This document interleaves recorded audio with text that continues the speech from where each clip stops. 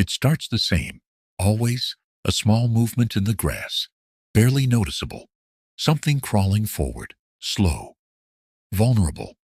At this stage, there's no difference, no sign of what it will become, no warning, no pattern, just something alive, trying to survive. You wouldn't look twice. You wouldn't need to, because nothing about this moment feels important. But not everything that begins the same stays the same. Time passes, quietly. The forest doesn't change all at once. It shifts. Light moves between the trees. Shadows stretch across the ground. The air feels warmer, then colder. Small sounds fade in and out, like the forest is breathing around you. And somewhere in that silence, something begins to change. Not all at once, not enough to notice, but enough to matter. At first you don't see it. You feel it. The stillness breaks. Something lifts from the ground. Wings. You look up. And for a moment, everything feels right. Color catches the light. Movement flows through the air. Soft. Controlled. Effortless. Beautifully. It drifts between branches, untouched by the weight of the ground. It doesn't hesitate and it doesn't struggle. It belongs here. Everything about it feels balanced, natural. Like this is exactly how it was meant to end. Like nothing ever went wrong. You watch it move. It doesn't rush. It doesn't need to. The air seems to carry it, guiding each movement without resistance. It lands for a moment, barely disturbing the leaf beneath it, then lifts again, like it was never there.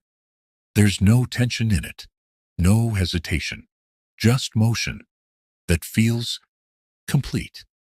But not everything follows that path, because deeper in the forest, where the light fades, something else emerges. You don't see it immediately, not like before. There's no movement in the air, no color in the light, only a shift, a disturbance you can't explain. The leaves don't move, but something is there, watching, waiting. And then, you notice it, a shape against the darkness, still, heavy, too still. When it moves, it doesn't glide, it drags through the air, slow, deliberate, like every movement costs something. And when it opens its wings, you feel it before you understand it. Not beauty, not balance, something else, a dustox. It doesn't reflect the light, no, as it absorbs it. The space around it feels different, thicker, heavier. Like the air itself doesn't want to move. It doesn't need to be fast. It doesn't need to be seen. It just needs to exist.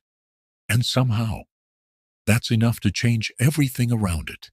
Because not everything that grows is meant to be seen. You watch both of them now. The distance between them isn't far, but it feels like two different worlds.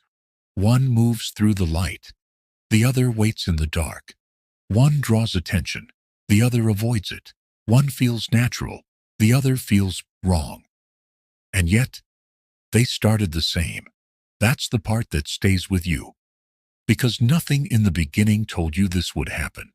No sign, no signal, no indication of what was coming. Just a single path, splitting into two, and no way to know which one it would follow. And you were never meant to see both sides. The forest reacts differently to each of them. Where beautifully moves, the air feels lighter. Things shift. Life responds. Small movements return. Leaves move naturally again. It doesn't disturb. It flows with everything around it, like it belongs in every part of the space it touches. But where dustox lingers, the forest holds its breath. Nothing approaches. Nothing crosses its path. Even the smallest movement seems to stop before it gets too close. It doesn't chase. It doesn't need to, because its presence is enough. Enough to change behavior, enough to create distance, enough to make something feel off without ever showing why. You start to notice something else. Something subtle. The space around it changes. Leaves settle faster. Movement slows. The air feels heavier with every second you stay near it. Not because something is forcing it, but because something feels wrong, like something is out of place, even if you can't explain how, and you don't know why. You take a step back, without thinking, not from fear, not exactly, but from something deeper. Instinct. The same instinct that told you nothing was wrong before, now tells you something is. Something you can't see. Something you can't prove. But something you feel. And that's when it becomes clear. This isn't about good or bad. This isn't about right or wrong. This is about outcome. Two paths. Same beginning. Different results. And neither one is a mistake. That's what makes it unsettling. Because both of them are exactly what they were meant to be. Which means something else decided the difference. You look back at where it all started. The ground. The silence. The moment that didn't seem important. Nothing there has changed. It still looks the same. Still feels the same. But everything after it has. And that's what makes it dangerous. Not the change itself, but how invisible it was when it began. And that raises a question you can't ignore. If the same beginning can lead to something so different, then what decides the path? Is it chance? Is it the environment?